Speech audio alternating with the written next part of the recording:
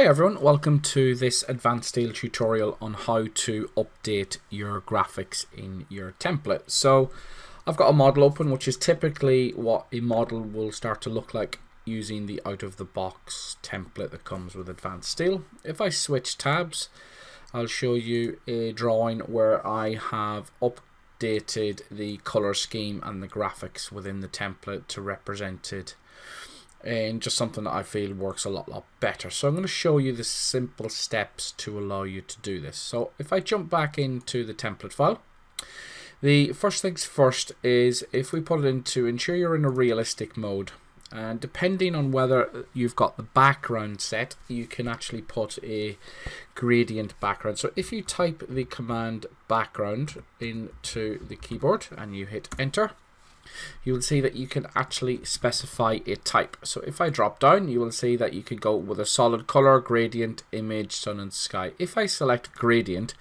this allows you to specify 2 or 3 colors. So if I'm going to go with the pretty standard one where I'm going to click into this dialog box, so I've clicked the top color and I can specify an index color, a true color, or a color book. So if I go and specify an RGB color of 240 255, 255, click OK.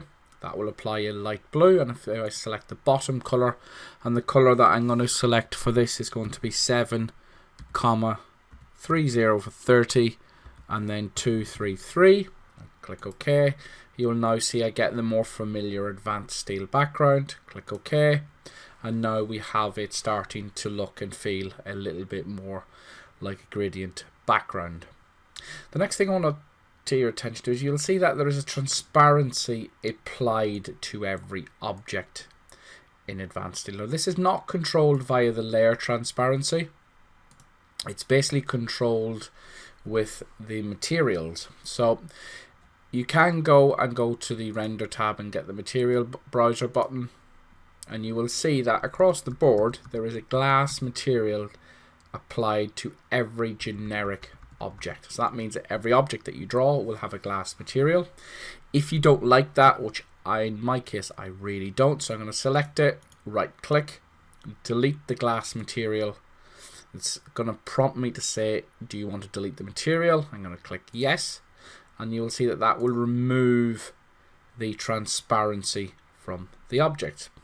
But you will then start to see that you start to get these lines visible to show all the edges on all the plates and beams, and that is down to the visual styles. So you can select the visual styles up the top, so you can see visual style controls, visual style manager, and you'll see that what I want to do is look at the realistic tab. So you can select the different tabs. So I'm ensuring that I'm selecting realistic.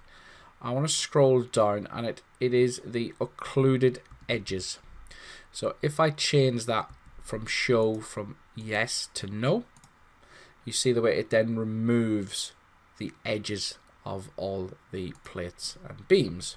So now we're starting to get somewhere. The next thing that I like to do is I go in, and in my template I go to the layer properties, and I actually go in and I change the default layer for the beams. So you will see that there's the beam, and for some reason Autodesk have decided that this is lovely when this is a really dark brown. For me, I'm going to go to a true color, 250, 210, 56. Select OK, and that just gives a nice mustard color. Again, you can choose whatever you wish. So this color scheme can be up to yourselves. I'm just going to go with one that I like to use. I'm going to go to the bolts, and I'm going to change my bolt layer. Again, I'm going to go to a true color, and I'm going to go 0, 204, 51. Select OK, and that just gives a nice green color. You can do things like cold rolled. If I've got some grating, I'm going to find the grating. You'll see that's currently 143, which is probably okay. Let's go down and look at the plates. So the plates are currently on 40.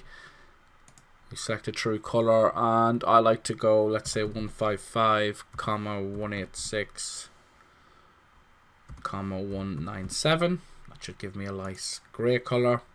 And then I may want to look at the railing. I'm going to change the railing color to, I can just go probably with an index that I want to do an index of 150. Select OK. And it's pretty much a tweaking to whatever you really want to do in your system. If you wanted to look at, say, the cold roll side of things, we can go into the cold rolled layer, and let's say we look at cold rolled. Just have a look at 140. If that's okay, you can stick with it. Sometimes I prefer this 92 green color, and there we have our cold rolled information added. So it's, again, the layering colors and the strategies can be a little bit independent, but if we set the background, remove the glass material, update the realistic visual style to not show occluded edges, then set your layering color. Then what you need to do is basically file, save as, save it as a drawing template, browse into your advanced steel system. So if we go to program data, Autodesk, Advanced Steel 2020, select your country install, so in my case it's GBR.